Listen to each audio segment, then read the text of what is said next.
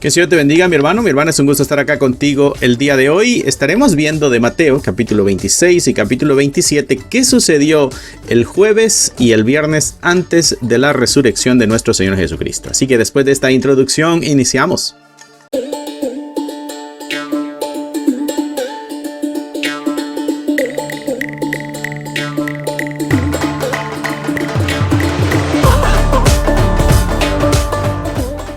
Muy bien, mi hermano, espero que te encuentres muy bien y quizá algunos estarán de vacaciones, otros están trabajando. Esta es la semana, lo que conocemos como la Semana Santa, ¿no?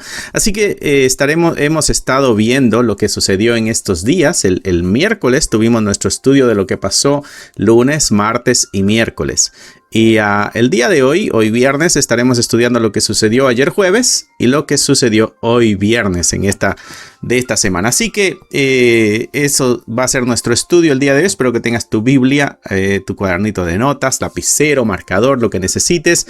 Estaremos usando el Evangelio de Mateo y vamos a ver dos capítulos, el 26 y el 27. No los veremos en totalidad, pero veremos unas secciones, algunos puntos importantes que llaman la atención o que de pronto nos incumben en el relato para nuestra vida de hoy. Así que sin más ni más, mi hermano, capítulo 26 y capítulo 27, después me acomodo aquí para que podamos salir en la pantalla.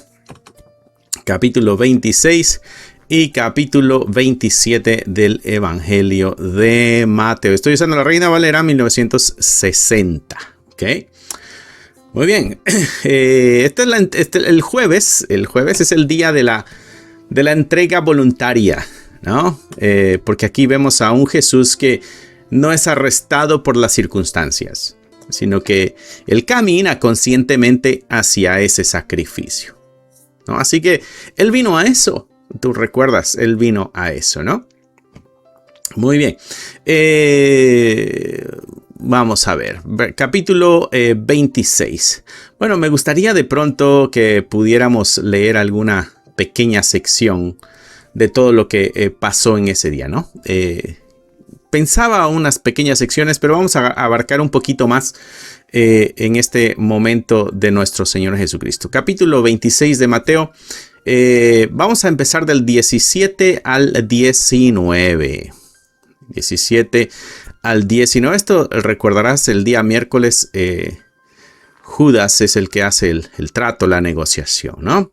El 17. Este es el momento en que se va a la institución de la Santa Cena, como dice acá nuestra Biblia, ¿no? Dice, el primer día de la fiesta de los panes sin levadura vinieron los discípulos a Jesús diciéndole, ¿dónde quieres que preparemos para que comas la Pascua? Y él dijo, id a la ciudad a cierto hombre y decirle, el maestro dice, mi tiempo está cerca, en tu casa celebraré la Pascua con mis discípulos. Y los discípulos hicieron como Jesús les mandó y prepararon la Pascua, ¿no? Seguramente Jesucristo ya había hablado con esta persona y ya se había puesto de acuerdo, nada más esperaba el aviso, ¿no?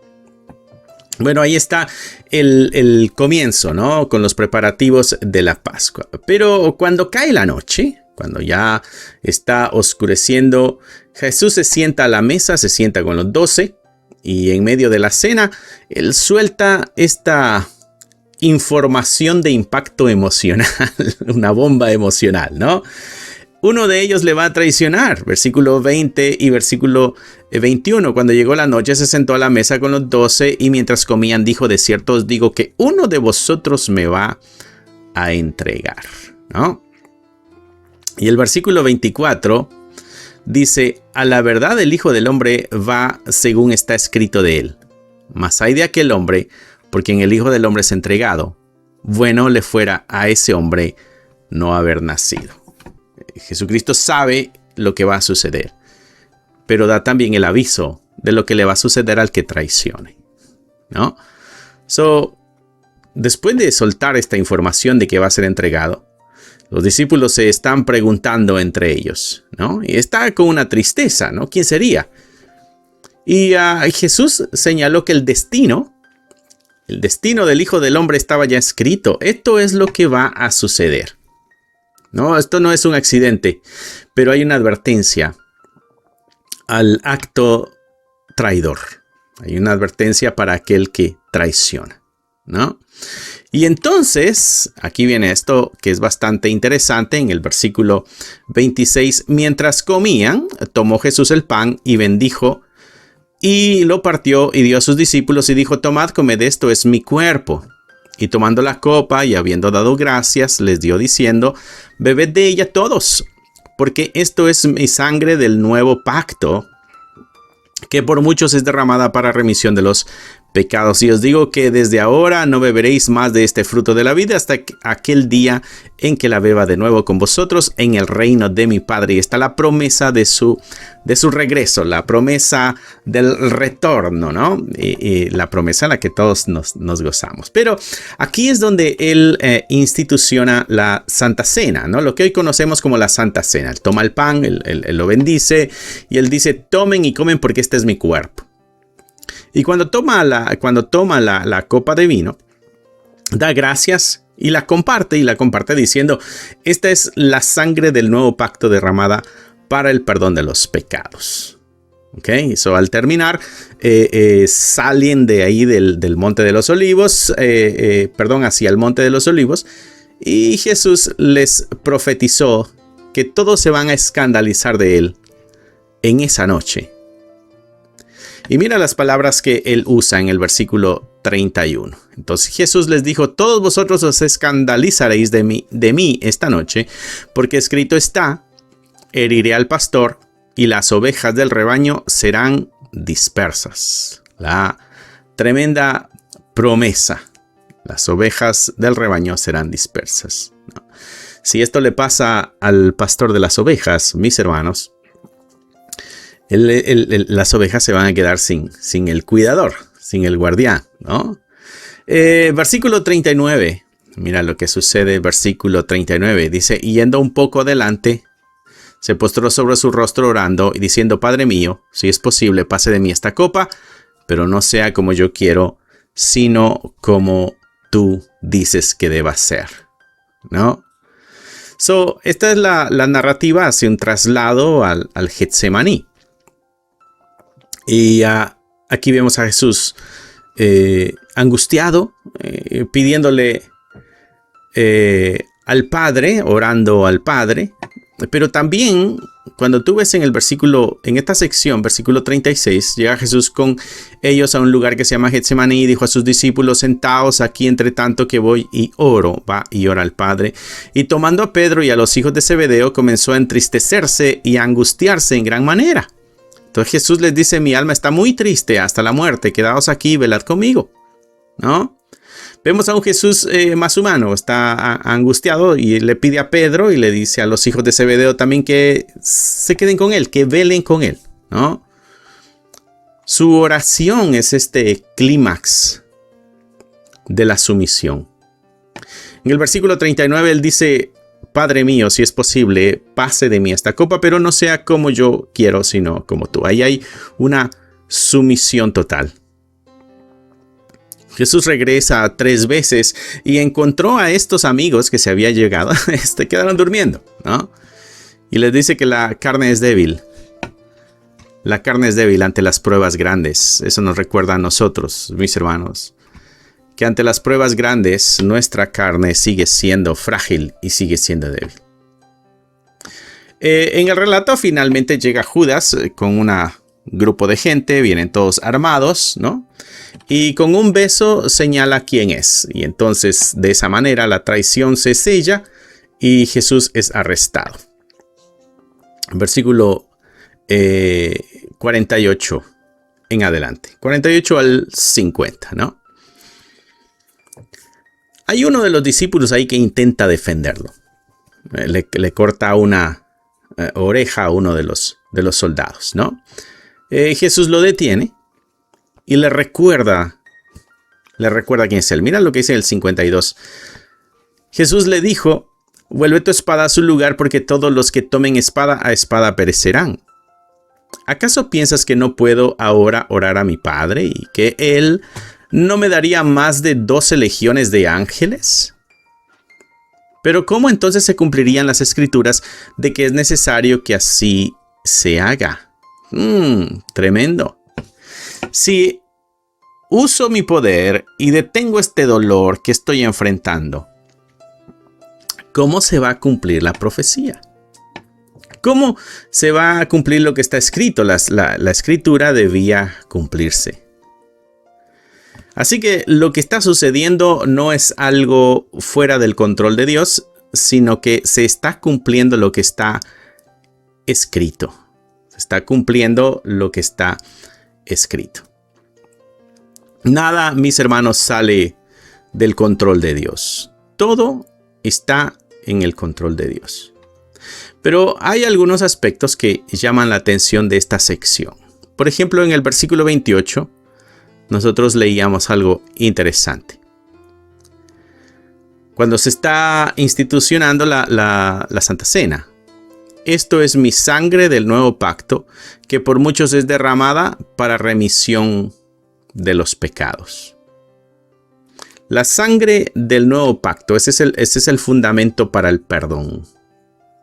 Durante este momento de la cena, Jesús redefine los elementos de la Pascua. ¿Okay? Recordarás anteriormente, estaban las hierbas amargas, estaba el pan sin levadura, estaba el cordero, los elementos de la Pascua. Pero ahora se redefinen estos elementos.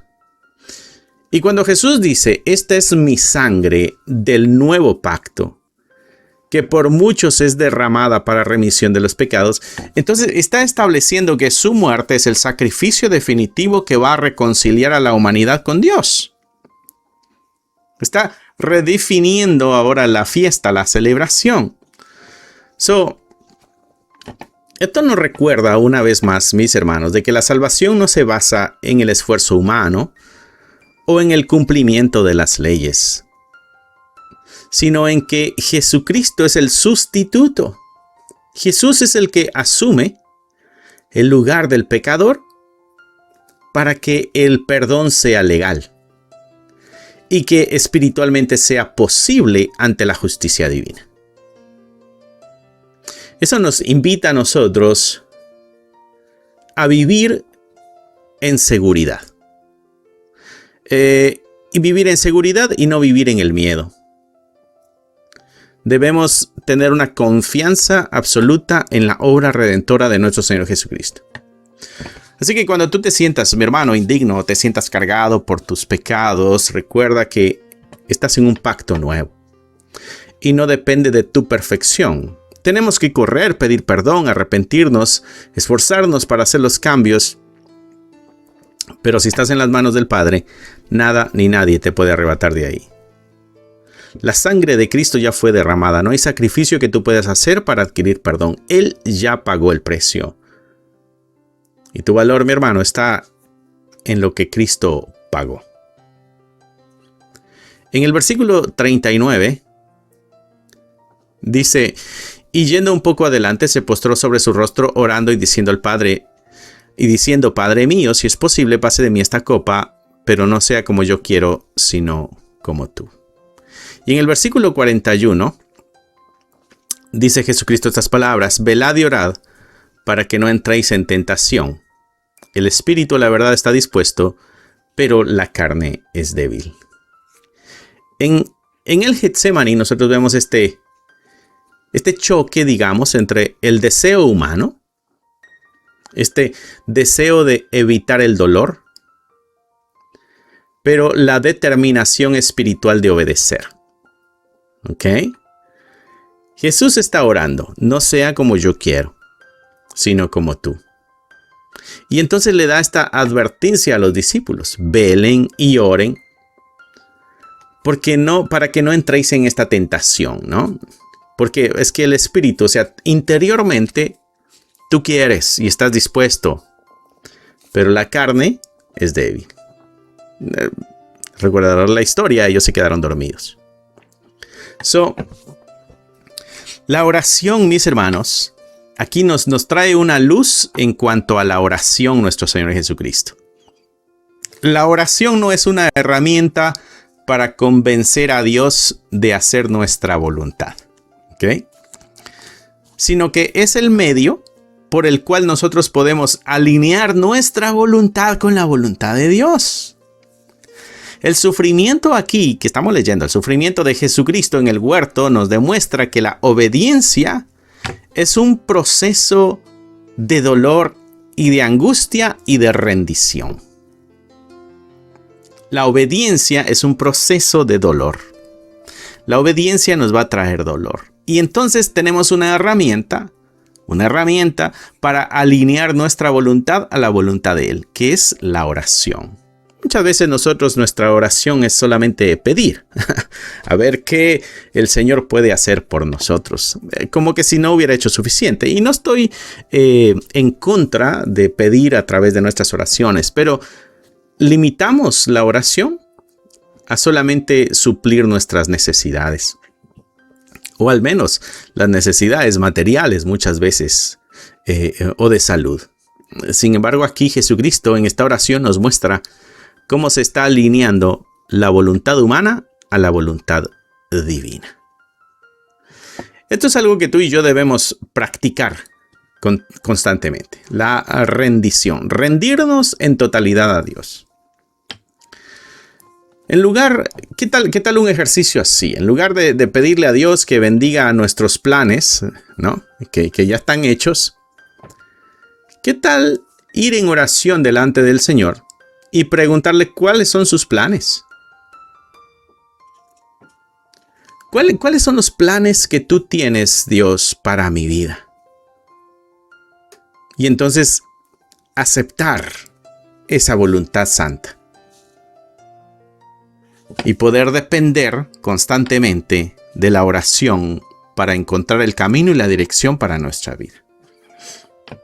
Y así poder fortalecer esta voluntad que necesitamos someter a Dios. Versículo 53 y versículo 54. Cuando saca la espada, Pedro le corta la oreja a alguien. Versículo 53 dice: ¿acaso pensáis que no puedo ahora orar a mi Padre y Él no me daría más de 12 legiones de ángeles? Pero ¿cómo entonces se cumplirían las escrituras de que es necesario que así se haga? La soberanía de Dios sobre el caos que se está viviendo en ese momento.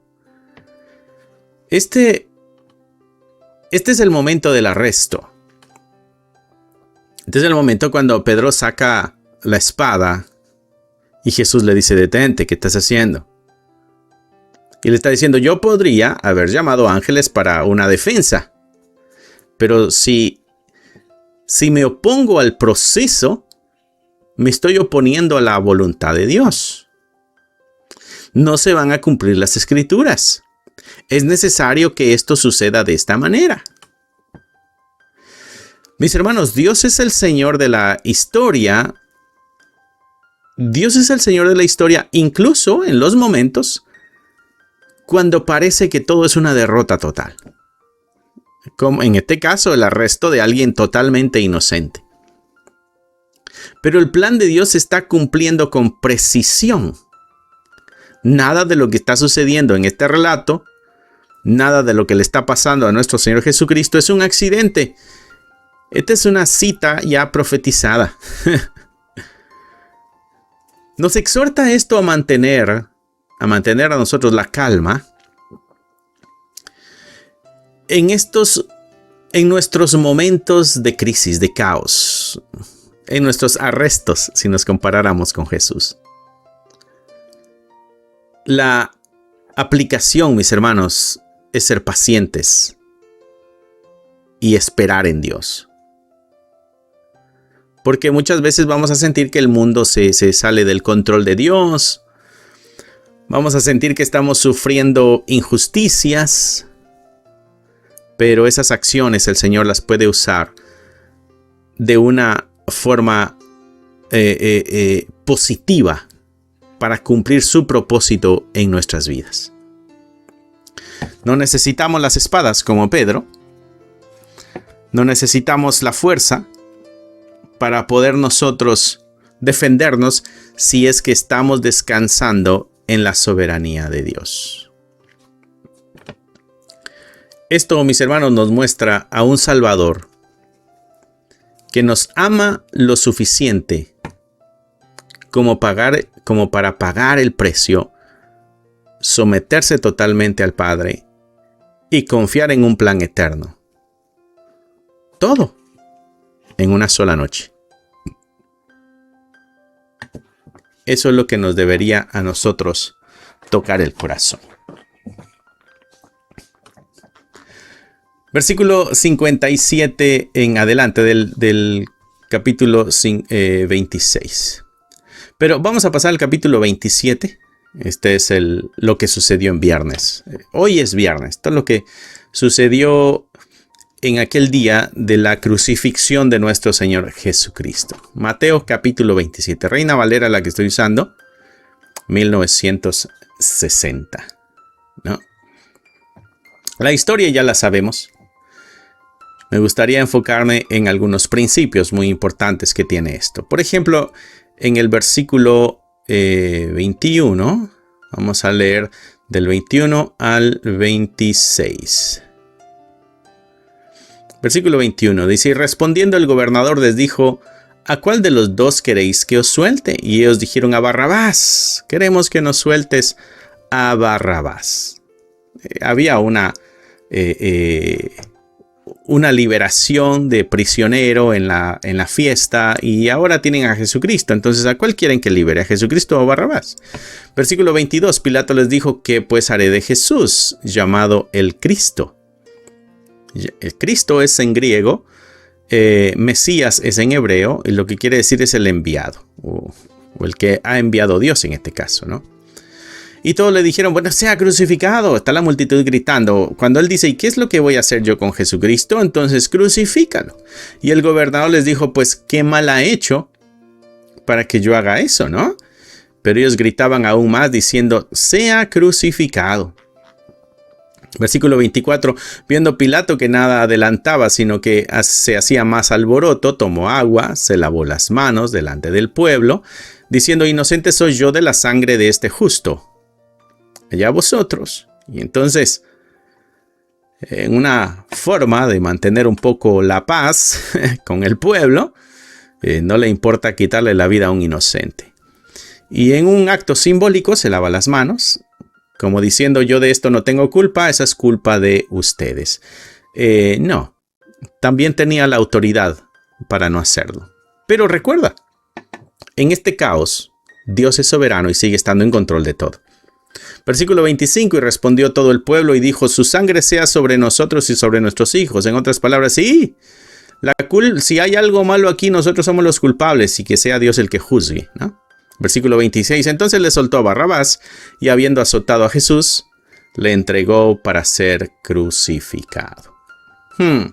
Interesante ese versículo 26, ¿no? Esta es la escena, ¿no? Se está ofreciendo aquí a Barrabás. Pero esta escena me llama la atención porque esta es la escena que nos ilustra perfectamente el Evangelio. Porque Barrabás es un criminal conocido. No es que es buena persona y lo están culpando de algo. No, es un criminal confeso. Y es liberado, mientras que Jesús, el único hombre que nunca ha pecado en su vida, es entregado a la muerte.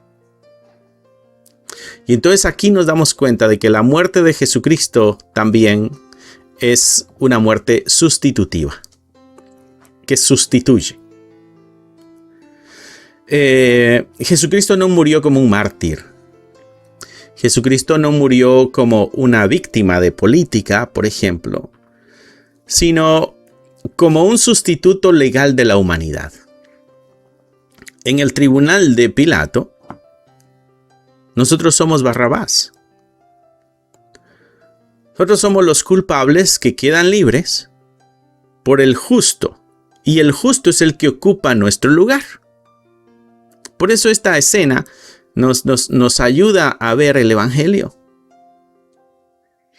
Así que nos corresponde ahora a nosotros, ya que entendemos la historia, vivir con un corazón agradecido. dejar de intentar pagar quizá por nuestros pecados pasados. Muchas veces nos castigamos nosotros mismos, ¿no? O la culpa nos castiga. Pero si el justo ya fue condenado por nosotros y se nos ha dado la libertad, tenemos que vivir el día de hoy honrando ese sacrificio, viviendo en libertad. No tratemos de ganar un regalo que ya se nos ha dado. Versículo 46. Desde el momento de la crucifixión de nuestro Señor. Versículo 46. Dice acá la Reina Valera. Voy a leer desde el 45 y 46. Y desde la hora sexta hubo tinieblas sobre toda la tierra hasta la hora novena. Cerca de la hora novena Jesús clamó a gran voz diciendo: Elí, Elí, lama sabactani. Esto es: Dios mío, ¿por qué me has desamparado? Bien fuertes y angustiosas las palabras. Dios mío, ¿por qué me has desamparado? Este es el Salmo 22. Se experimenta aquí la separación total de la presencia del Padre, y ese es el resultado del pecado. Jesús acá está experimentando esa separación por el pecado que lleva. Recuerda que Él lleva nuestros pecados. Eso nos habla de la identificación de nuestro Señor Jesucristo. Se identificó plenamente con la condición humana, con nosotros. Se identificó incluso con nuestro sentimiento de abandono. ¿Te has sentido así alguna vez? Como que Dios te ha dejado ya. Ese es el sentimiento que Cristo está experimentando aquí. Sentimiento de abandono y de soledad. Este es un grito de angustia profunda. Él llevó sobre sus hombros el desamparo. Este desamparo divino. ¿Para qué? Para que nosotros pudiéramos experimentar realmente la perfecta relación con Dios. Y así nosotros nunca tuviéramos que experimentar la separación eterna. Alguien decía que el infierno, lo más grave del infierno, no pudiera ser el lugar horrendo, el lugar no grato, o el sufrimiento físico que pudiera experimentarse, o el tormento, sino la idea de que ya no se tiene esperanza. El infierno es el lugar donde ya no hay esperanza. De ese momento es de que el Señor nos libró a nosotros. Por eso podemos encontrar nosotros consuelo en este acto de nuestro Señor. Poder nosotros confiar totalmente en nuestro Señor. Cuando sientas, mi hermano, de pronto que Dios se encuentra lejos, o quizá algunas veces que Dios no escucha tus oraciones. Jesucristo caminó por ese mismo desierto y Jesús nos entiende, así que no estamos solos en esa angustia y en ese dolor. Pero esto también nos recuerda de que estamos unidos a un Salvador que sabe exactamente cómo nos sentimos cuando estamos quebrantados. Por eso tenemos a alguien que nos entiende en nuestra condición humana. Eso es lo que el libro de Hebreos dice. Tenemos un sacerdote que entiende. Tenemos un sacerdote que nos entiende. En el versículo 51 dice: aquí el velo del templo se rasgó en dos. ¿Recuerdas cuando ya entrega su vida al Señor? Hay un terremoto y el velo del templo se rasgó en dos partes. De arriba abajo, esto es bien importante, de arriba abajo. Esto quiere decir que esto viene del cielo, no es algo que el ser humano hizo. Y la tierra tembló, las rocas se partieron, se abrieron los sepulcros y muchos cuerpos de santos que habían dormido se levantaron. bien interesante lo que sucede en el versículo 51. Porque acabamos nosotros de ver el grito de Jesucristo: ¿por qué me has abandonado? Pero lo que el velo está haciendo ahora es terminando con la separación. Porque en el instante que Jesucristo muere, este evento sobrenatural que Mateo nos registra aquí, el velo rasgándose. El velo, este velo que se rasgó es el que separaba del lugar santo al lugar santísimo. Y en el lugar santísimo solo podía entrar el sumo sacerdote una vez por año, porque ahí estaba la presencia de Dios, ¿no? Rasgándose ese velo, lo que nos está diciendo es de que ahora hay una entrada libre al lugar santísimo. Este grito de angustia de nuestro Señor anteriormente, cuando decía: ¿por qué me has abandonado? Este sentimiento de abandono, acá en este momento del velo rasgándose, nos está mostrando que ese dolor fue necesario para que se abriera el camino y ya no hubiera separación. Fue necesaria una separación para que ya no haya separación de nosotros. El sacrificio de nuestro Señor Jesucristo eliminó esa barrera religiosa que había entre Dios y los hombres, y el hecho de que se rasgara, como decíamos, de arriba a abajo, nos está indicando de que este acto viene de Dios. No es un acto del hombre, no es a través del esfuerzo del hombre, sino que es algo de la voluntad de Dios. Ya no se necesitan rituales complejos, ya no se necesita un templo físico o los intermediarios humanos para llegar al Padre. Todo eso se rompió ahí en ese velo. Debemos acercarnos a Dios entonces confiadamente. Ya no tenemos que hacer el ritual de purificación para acercarnos a Él, porque su presencia ahora está en nosotros.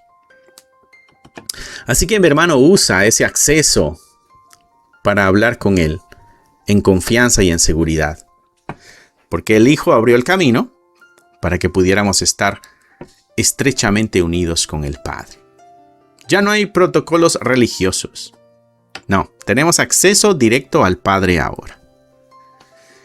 Y es así como termina este relato del viernes. Versículo 55 dice: estaban ahí muchas mujeres mirando desde lejos, las cuales habían seguido a Jesús desde Galilea sirviéndole, y entre ellas estaba María Magdalena, María la madre de Jacobo y de José, y la madre de los hijos de Zebedeo.